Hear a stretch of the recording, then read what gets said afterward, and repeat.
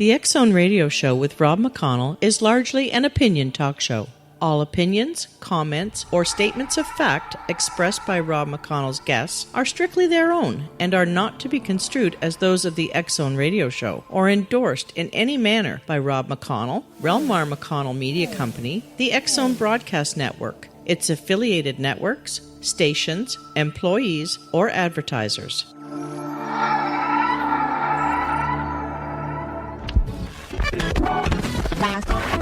All Hit Radio.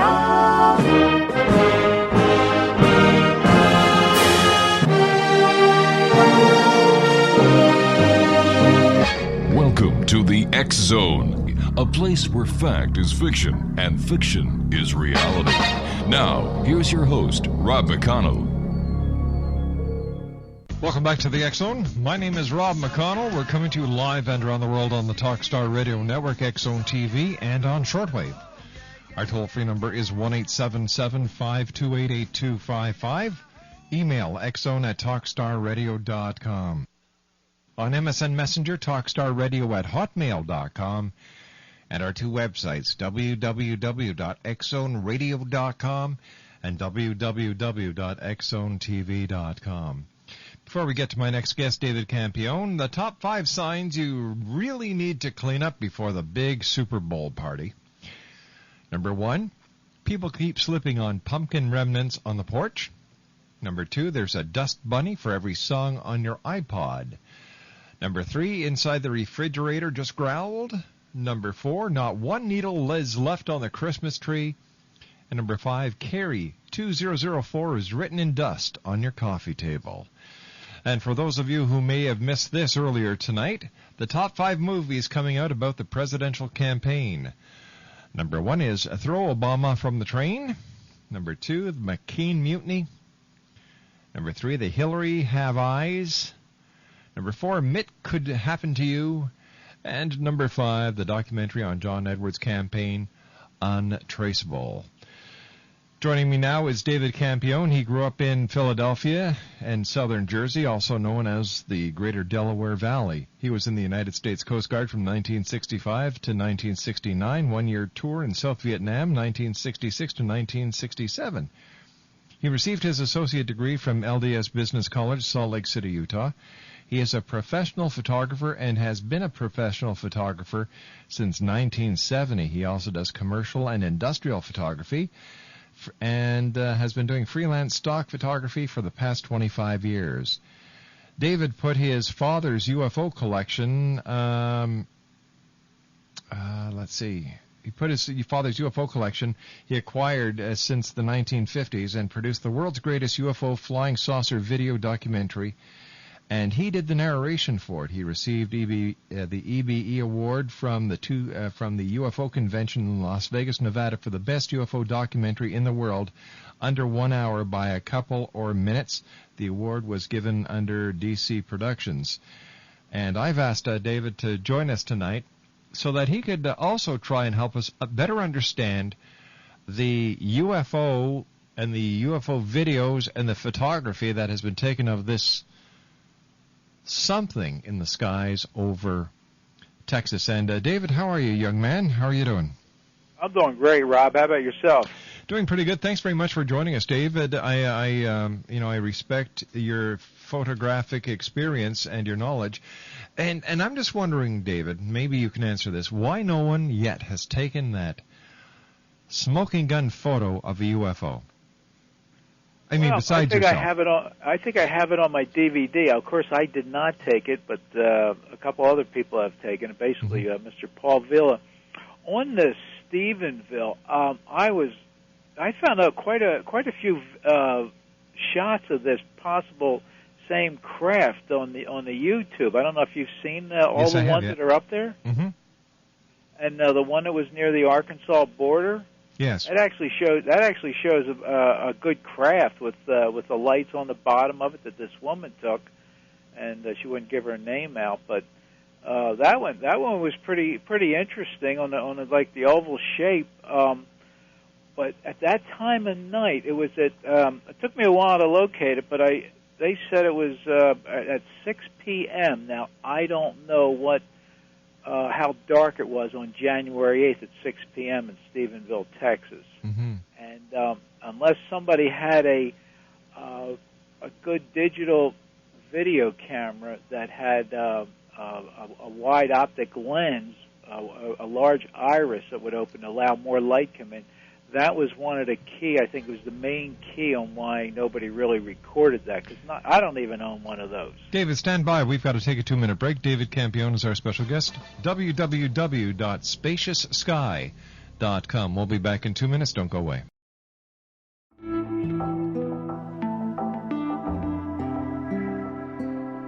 Take a step back in time and discover old Florida cuisine at Marsh Landing Restaurant in Fellsmere.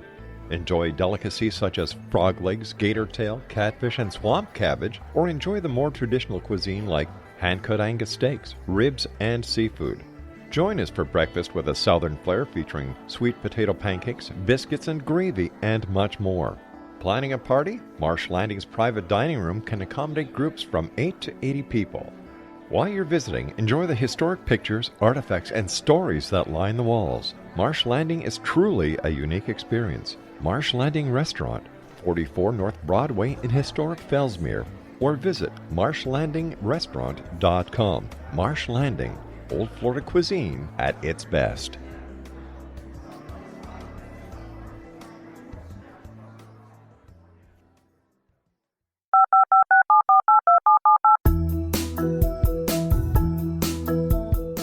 Did you know that when you're on the road with limited data or Wi-Fi, you can still listen to the X-Zone radio show with Rob McConnell, The Science of Magic with Gwilda Wiyaka, X-1, Dimension X, Space Patrol, and every minute of the X-Zone broadcast network by calling 213-401-0080, courtesy of Audio Now. No smartphone, app, or internet needed. It saves your data plan, and it's free if you have unlimited minutes. Call 213-401-0080 to listen on any phone, anytime, anywhere. Remember 213-401-0080 for the best of the paranormal, parapsychology, and sci-fi radio programming anywhere, 24/7, 365.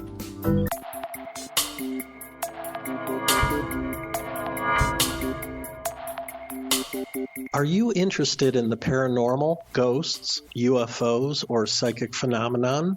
Join me, Tim Bartley, co-host of Talking to Spirits with Lightworkers Tim and Justina, coming mid-January 2017 to the XZBN. We will channel spirits live and talk to them, revealing all kinds of amazing information. Spiritual attachments will be found and removed on the show, and so much more. To find out when you can listen to Talking to Spirits with Lightworkers Tim and Justina, visit www.xzbn.net for listeners on both sides of the veil.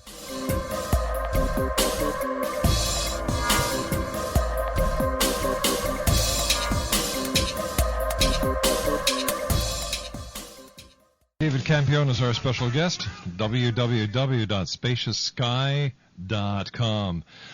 David, before we went to the break, we were talking about this video footage that is on YouTube, and there's quite a bit of video footage of the supposed UFO over Stephenville. One of the things that I can't understand, David, and I asked the same question to Kevin Randall earlier this evening, was why would a UFO have navigational lights on it that mimic commercial aircraft? Yeah, one of the things that let's see, that I forget who reported it to my father years ago. The reason, or it was conveyed to him why they do that when they're going at a slow speed within our atmosphere here, and around cities and things. They want to give the illusion or the look that they are real craft, so nobody flies into them. And they see, because all aircraft do have lights on them. Yes. They should have lights. And either they're just complying with the regulations. I mean, it would be a heck of a thing to, you're flying along and there's this black object or something, and wham, and you're done, So I believe that they use lights for identification for other craft in the skies. So after after reviewing the video on the Stephenville UFO, and I'm sure Yes. you've read the reports and so on, do you consider that to be a credible sighting? From everything that I read, I actually do. The only thing is that I couldn't make out, the one that you have on your main web page, that particular thing.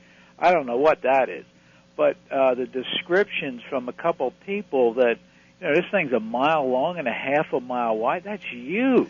Now, you see, this is what I can't understand. That if the craft is this big, how come only a handful of people saw it? Like the way it's lit up. And according to some of the witnesses, a mile and a half long, my God, this thing would stick out like a sore thumb. Yeah, as the one guy said, it looked like a Walmart in the sky. Walmart's taking delivery to the next step. We don't deliver the product, we deliver the store. Absolutely. Gee, yeah, I don't.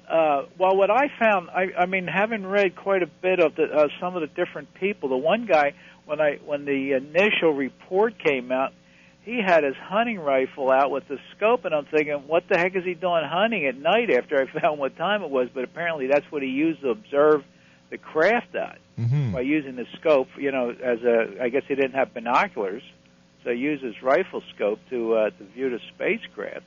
But then the major, what's his name, Carl Lewis from this 301st Fighter Wing in Carswell Field, somewhere in Texas, he says, well, you people didn't see that. It was two commercial jets passing by. Well, give me a break, Rob. These things are a few hundred feet off the ground. The commercial jets don't fly that low in the remote areas. They're 30,000 and above, or 40,000 feet.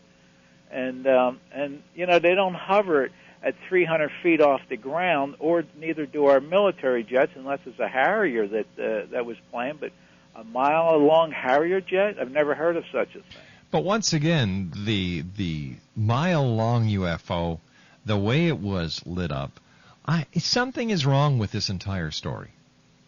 Something is wrong. More than a handful of people should have seen this mile-and-a-half-long UFO that was lit up like a Christmas tree. Well, they said 30. What do I have in here? 38 people. I mean, that's that's quite a few people that have seen this thing. But back to what your original question was before the break, I mean, personally, I would think.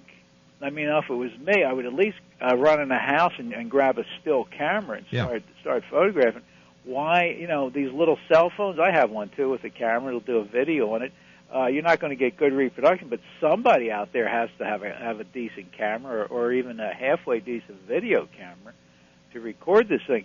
And one of the problems at nighttime with cameras, now when you're photographing something like this, and these lights, now there's no way of telling how large these lights are on there. The sensors on these cameras, on these video cameras, or even your cell phone cameras, they record and adjust the exposure for the bright light. So if you have a bright light, that camera is going to record the light, the brightest light, one of the lights, so it'll become much clearer and not overexposed, where the rest of the object, which would be the craft, would be so dark so you wouldn't really see this thing. Then it would take, to get a better photograph, then it would take somebody who knows how to override or overexpose and forget about the lights and go after the object itself, and they would be able to get a clearer picture in the evening. It's not easy to photograph at night. It's very difficult. And, unless they have a professional out there doing it, we're not going to see much. And apparently we aren't seeing much. No, we're not. No. The DVD that you have, Yes. that won the awards, tell our new audience that we've had several stations who've joined us since you were on with us last, David. Tell them about the video. We have, my dad acquired a lot of information over 25 years on doing flying saucer research in the Philadelphia, southern New Jersey area, which is called the Delaware Valley. And it has illustrations of craft which people had seen over the years in the Philadelphia area. And go into segments also of some previous magazine photographs from the 50s and 60s, and then into the color photographs that of a real. I mean, it's just like daylight. Like you walk out the door and see your car and take a picture of it. Of a photograph of the one craft that comes from Como Bernices. It was taken by Mr. Paul Ville outside of Albuquerque, New Mexico. And it was 160 feet in diameter, and there were 9 people in this craft, 7 to 9 feet tall. I talk about those people in there. And also, at another time, that Mr. Villa took some daylight photos of a small monitoring craft, which is approximately, he said it was 36 inches, not feet, but inches in diameter. And that's an incredible little series also of, and it's just not one photograph. There's a series of color photographs, and also a great photo of a ship that was in the desert on its side, a real flying saucer. That Mr. Villa had said that they released a small monitoring craft, and the craft went up and carved in the clouds or sculpted in the clouds a Native American Indian laying on his back. You can see the feather, his face, his nose, and the clouds dissipate, and he was asked to photograph it at that specific time. And then they go into a few other things, and also of a couple craft that a large craft that I saw myself outside of Las Vegas, Nevada, back in 1988. And what kind of craft were they, David? The one that I saw was that I swear, Rob, to this day, it was. I thought it was an airplane crash, and that's exactly what it looked like, but there weren't any wings on it. It is a huge tail, no wings coming off the tail wing, just the tail going up. I can't remember which ones come off of the tail, the low tail wings. There was nothing there. It was just like a straight fuselage, and it was black, and it was sitting like in a valley between a mountain range outside of Las Vegas, Las Vegas, as I've been told is what it's called. How did you come across it? We were driving along the highway at a high rate of speed. If I may, I hope they don't give me a ticket. Of course, it was 20 years ago, and I looked off to the left, and for some reason I just saw that I wasn't driving; I was a passenger, and I looked over and I saw this thing, and I said, "Oh my gosh, there's a plane crashing over there in the valley to the left," and my wife looked over and didn't see anything, and so we drove back with this little rental car, and we drove the Power Line Road back to where the mountain range is. It was 4.5 miles. Wow! And this thing looked like it was right next to us, within maybe 200 yards. And we drove all the way back. We parked the car. We're walking over these hills out in the desert, and there's nothing. We couldn't see anything. And I thought, well, maybe I'll throw a rock and see if it's sitting there. My wife says, no, don't.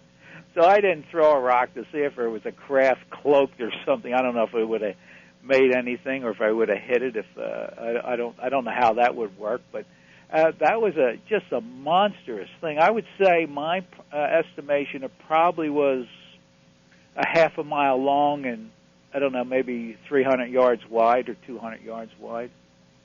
And it just looked like a big airplane without wings, just sitting there above the ground. And it was all black. It wasn't silver. It wasn't anything, just black, no markings. But the thing that was really fascinating, when we kept on climbing over these hills trying to get to a certain area, when I got on top of this one hill, way off into the distance, which I believe was in a western area, or west from where we were, is this huge cliff, sheer cliff, and up in it, it looked like there was a large rectangle cut in this cliff. Now, how far away we were, I don't know. We could have been, 5 miles or 10 miles from this particular mountain range, because we couldn't get to it by car, at least not with the vehicle that we had. We wouldn't even attempt it. And we don't know whether that craft went into that area, that mountain. I have no idea, and which we think was quite a possibility. Like a hangar built into the side of the mountain. Absolutely, but way up high. Let's say the side of the mountain was, 5,000 feet, and this thing was at about 3,000 feet out up on the face of the mountain. Fascinating. And it was just a sheer wall. It was fascinating. And Rob, this was even more fascinating when I. Let's hold on to this thought. Let's call this a cliffhanger. You and I have to take a news break. Okay. David Campione's our special guest. www.spacioussky.com.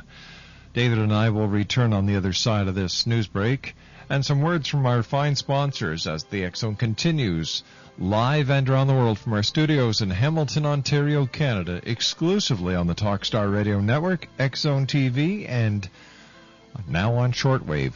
By the way, the X Zone is now broadcasting in Europe. I'll be back on the other side of this commercial break. Don't go away.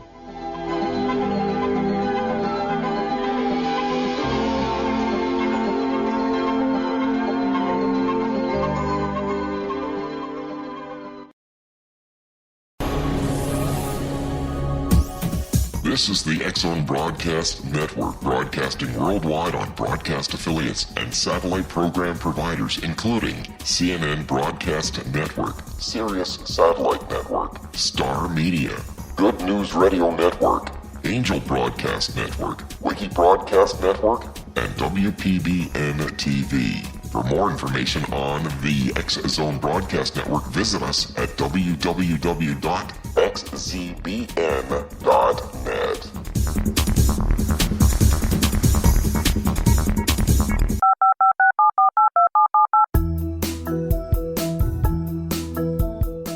Did you know that when you're on the road with limited data or Wi-Fi, you can still listen to the X Zone Radio Show with Rob McConnell, The Science of Magic with Gwilda Wiyaka, X-1, Dimension X, Space Patrol, and every minute of the X Zone Broadcast Network by calling 213-401-0080, courtesy of Audio Now. No smartphone, app, or internet needed. It saves your data plan, and it's free if you have unlimited minutes. Call 213-401-0080 to listen on any phone, anytime, anywhere. Remember, 213-401-0080 for the best of the paranormal, parapsychology, and sci-fi radio programming anywhere, 24/7, 365. David Campione is our special guest, X Zone Nation. And David, it was talking to us before we went to the news break about... David, what were we saying? Oh, it was that craft that I saw outside of Las Vegas. Yes, that big black craft. Yeah, and it looked like an airplane, a fuselage with just the tail, and just cool looking, flat black mat. You know, I mean, just a neat thing out in their red desert environment.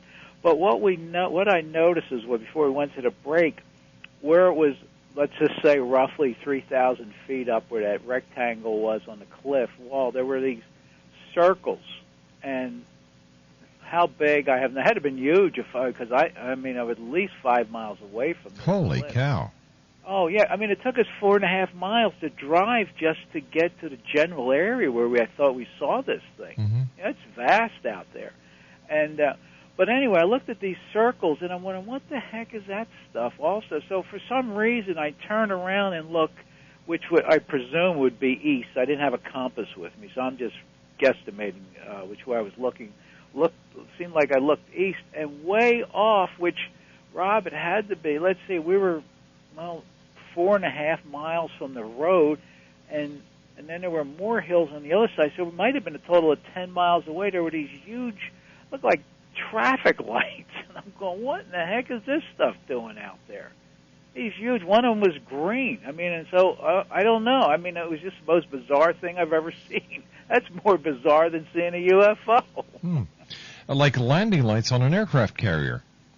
Well, I don't know. I've never been on one, so that's quite possible. But but from that distance, they looked size of a basketball. So I don't know how big they were. That's huge. It certainly is. While you were watching this craft, did you notice any military aircraft in the vicinity? Absolutely nothing. In fact, there wasn't another vehicle back in there. We got concerned because you get so far back. We had a Ford, Tempo rental car driving in these dry riverbeds with the rocks, and I said, well, how am I going to explain this if I get stuck back in here? You know, we're worrying about, because they have gates up to these power line areas, so you can't go through there, and Fortunately, we didn't run into anything like that. But Rob, we didn't see another soul or anything out there. But this thing appeared and disappeared in a matter of moments. It wasn't there a long time. It just gone. And I found that amazing. Do you know of any ETs living on this planet? Well, personally, I would probably say, yeah. The children that we ran into in a little community in New Jersey back in the 60s, where they were, we went and visited. My father had the information that there were half the community was, 50% of the community were from some other planets, and they were down here working to try to help us advance in our technology. And we've had, where do these advancements come from? We learn, and somehow we get the information and the knowledge. And sometimes people put that information out there. They have think tanks, and a lot of these people probably work in these think tanks so we can progress. Tell us about the children. Well, it was fun. It was very interesting. Myself, my father, a local, what channel was it? Channel 10 out of Philadelphia, the anchorette, as I call him, and the producer of the TV program, which they did around Philadelphia. The four of us drove to this community in New Jersey, and we drove went down through the housing area and kept on going. The road went from blacktop, turned into dirt, and at the other end, which was really strange to have a convenience store away from the highway and back further in the woods or in off the main road, kind of.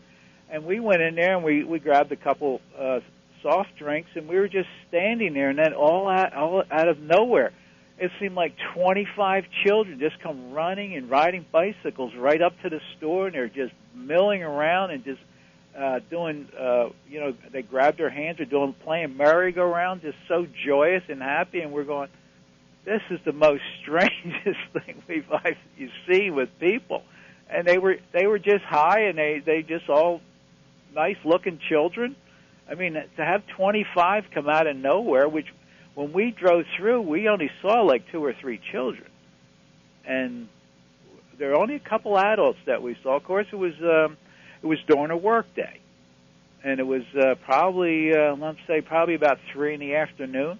And most people would have been working. This shop owner, he didn't say anything of the convenience store. He just thought, we never even asked him anything, and nothing was recorded.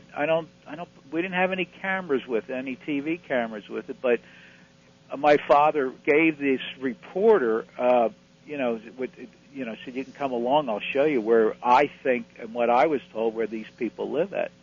And it is a little community. That's the only place that I know of in New Jersey, if they're still there. I'm sure somebody's around, but how many, or maybe they moved on or left, gotten a craft. Because it used to be a hotbed of flying saucer activity, and the place isn't far from Fort Dix, New Jersey, where the big Air Force base is.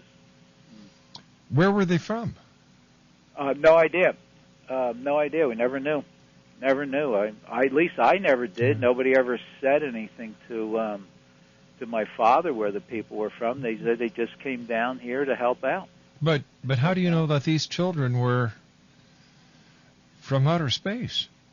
Well, we don't know. I mean, never did ask them, but it was just in a community that you're in, and where supposedly people who are living there which was from outer space came to this planet, had volunteered themselves, and they procreated, and have children, I guess, so they could grow up as possibly a learning experience and also to help out. Tell me, in your estimation, how many different visitors from other planets are visiting planet Earth? Probably 150 different species or different visitors. Now, I don't say species because the only thing I know are humanoid that visit. My father had never received anything that dealt with reptilian, lizards, God knows, snakes, whatever the heck these people come, cockroaches, I don't know. And they're just different people who come and visit from different solar systems and galaxies within our universe. But why do they come here? Let's just observe and see how we're doing. Our planet, or our solar system, has been, I don't know for fact, okay, this is not a fact, but it's all conjecture, that we're here to learn something. We're here to be here for whatever's happening with this planet at this time. And a lot of people chose to incarnate, if you believe that you have a soul, that you incarnated at this time. And this planet, this solar system has been moving to, as they say, the psychics say, to a higher vibration. And something is going to happen. Now, what's going to happen, and this is what everybody's coming here to experience in the physical when whatever happens. And apparently it's going to be fairly, what's this, 2008? Supposedly it could have something to do with this 2012 that's coming up now. Pure conjecture, Rob. No fact at all in this. Do they pose a threat to us? No, not to my knowledge. I've heard of. We've had reports where people, especially down here in Florida, where somebody saw a beehive-shaped craft, and he took a shot at it while he was hunting, and the beam came out and hit him to subdue him. Didn't kill him, but they were just acting in self-defense. And I've never seen any aggressive moves. We've had some of our military craft have crashed trying to go after these, but that's their fault for doing this. I mean, you're not going to try to catch something that's doing 5,000 miles an hour when you have a craft that can do like 500 miles an hour. It just doesn't make any sense. But maybe they just have to make a showing. I don't know.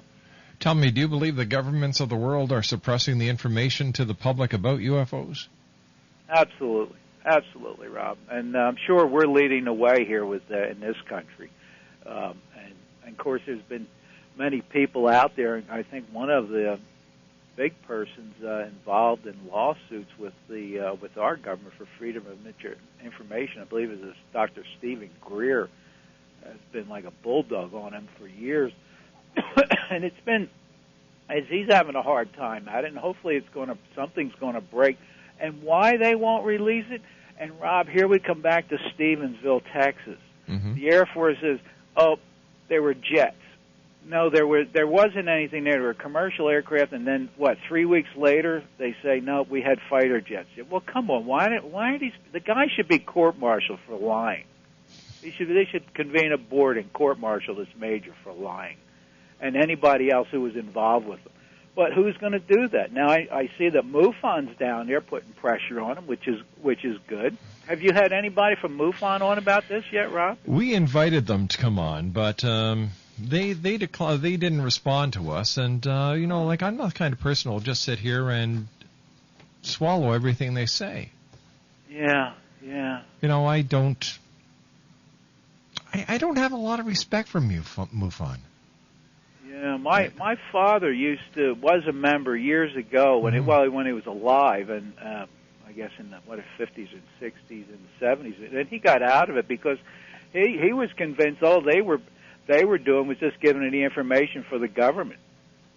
They're just like out there, I'm sure they'll debate it to no end, but I'm sure their files are, accessible to the government. Who knows who funds them, unless it's all, they do it privately. I don't even know anymore. Because I don't follow them or deal with them. Yeah. But I found it very interesting reading your article about the Stephenville, Texas, on your website, that you went after, you requested all these different people to come on and talk, and nobody showed up or even emailed you. Is that correct? Right. That's right. The only reply I received back was from, just let me get the information here, was from Angelina Joyner with the newspaper, the Stephenville, I believe it's Empire Tribune. Oh.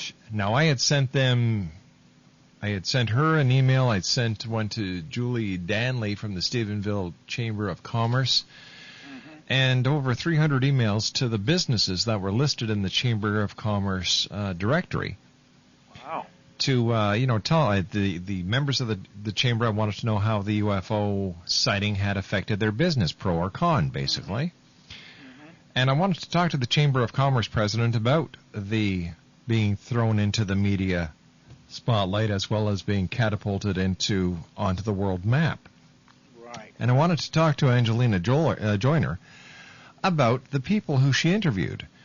And she declined and never heard back from MUFON, never heard back from the Chamber of Commerce, or any of the over 300 emails that we sent to the Chamber members. Do you think the emails coming out of there were intercepted and there was a block on you that you don't know about, or you just think that they didn't respond, period? I think they didn't respond, period, because they don't, they don't want to be questioned. They just want to give their side, talk about the UFO, and as I said there, as long as you want to talk about, just sit there and say yes and really, wow, ooh, isn't that great? And you don't challenge them. Right, exactly, yeah. I just find it ironic, and if they want to be that way, fine. And yeah, hey, everybody has their own cross to bear. Now they've got a UFO on theirs. Yeah, but what I found interesting is the Air Force, and why, of course, they said, well, we don't investigate them anymore. It's a bunch of crap anyway. I've never believed that they stopped. Actually, we found out that the agenda for investigating UFOs has been given over to the National Security Agency. Oh, really? Well, they're the ones with the money, with all their black ops. Exactly. They're the ones who do it. Jeez. All right, stand by, David. You and I have to take our final break. David Campion's our special guest, www.spacioussky.com. When we come back from the news, from this commercial break, we'll be taking a look at who's going to be on the show with us tomorrow night, and we'll take a look at tonight and finish off this great 4 hours of sitting here with you, the X-Zone Nation. Monday through Friday from 10 p.m. Eastern until 2 a.m. Eastern, right here from our studios in Hamilton, Ontario, Canada. Don't go away.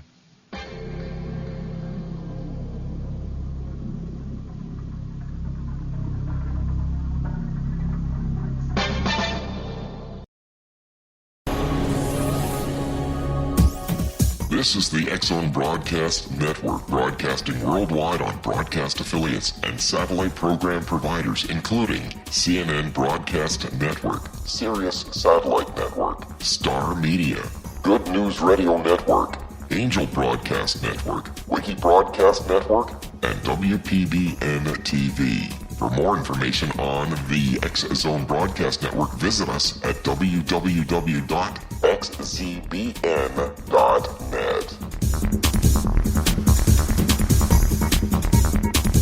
19 Sergeant Central. 19 Sergeant check. Officers on the scene. Hi, I'm Larry Lawson, host of Paranormal Stakeout. With over 36 years in law enforcement, I have learned a few things. The most important is the proper gathering and preservation of evidence is vital to putting the bad guy behind bars. It's no different in the world of paranormal investigation. Whether it's the search for the afterlife, cryptozoology, UFOs, and extraterrestrials, how we gather the evidence, preserve that evidence, and present it to a jury of our peers will make the ultimate difference in proving the existence of worlds and entities that are beyond our imagination. Join me, Larry Lawson, every week on Paranormal Stakeout when, along with my guests, we'll take a journey to prove with indisputable evidence what man has struggled to believe for centuries. Go to xzbn.net for the broadcast schedule and check me out at paranormalstakeout.com.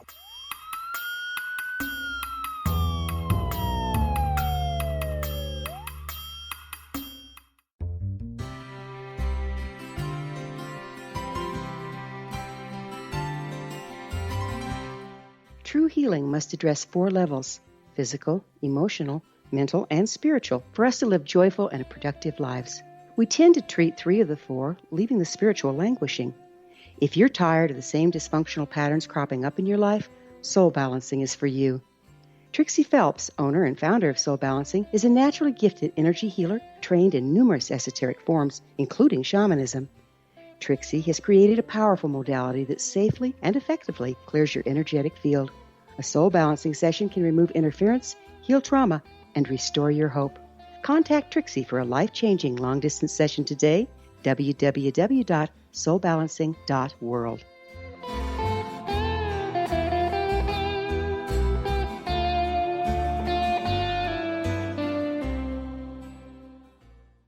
And welcome back to the X Zone, everyone.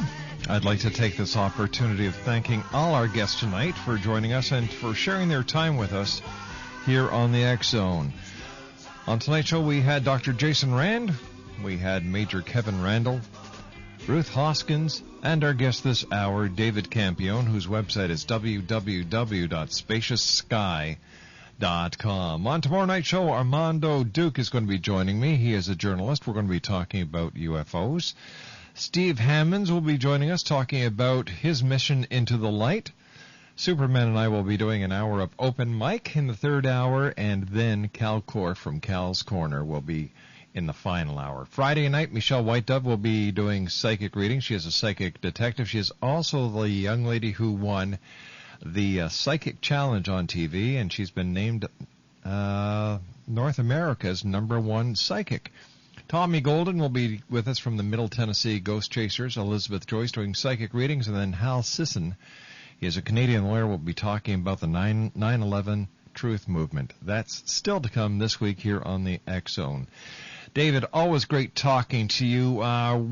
What could you tell our listening audience in the next minute that would help them take better photographs of UFOs? Just keep your camera handy.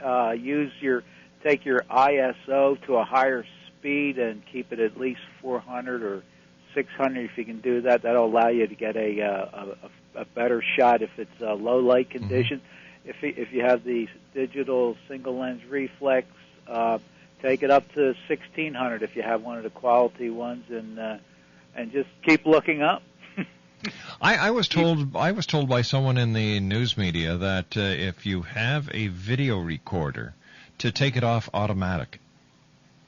That I don't know. I don't know anything about videos, Rob. I haven't used a video in 40 years. So cameras. I just don't. I've always been stilled. One thing, if I can say real quick, I photographed the Air Force Thunderbirds. I've had the opportunity, a B-1 bomber, the F-22, the F-18. And I know what an F-16 looks like, and this I have a short article that came out of Stephenville, Texas, that the Naval Reserve Base said there were 10 F-16 jet fighters doing mission around Stephenville, and the people said, well, it looks like the jets were chasing the craft, so somebody's lying down there. Somebody's lying, and somebody has misidentified something that they saw in the sky. That's what I believe. Absolutely. But a mile by a mile and a half, I don't know. Rob, my video, The World's Greatest UFO Flying Saucer DVD, is available on Amazon.com. Buy that title. Excellent, my good friend. Again, thank you very much for joining us tonight, David. Always great talking to you, and thanks for sharing. God bless you and all your family and staff and all our listeners in the Christ light. You take care, pal. Right. Bye-bye now. David Campione, www.spacioussky.com. His video is available at Amazon.com. Well, that's it for tonight, X-Zone Nation. I would like to thank my producer, the one and only Superman, for keeping us up on those 3 big satellites in the sky, Galaxy 4R, Telstar 7, and Aglia 2. And I've been told that we're going to be on a 4th satellite in the very near future. To my wife and senior producer, the one and only Laura Rogers, thank you, honey. And to Keith Friedman at Consolidated Streaming, thanks, Keith, for keeping our video feeds going. And to you, the X-Zone Nation, thank you for allowing us to be part of your day or night, no matter where you are in this great big world of ours, or who knows, in a spaceship over Stephenville somewhere. So until tomorrow night, take care of each other, and always remember to keep your eyes to the sky and your heart to the light.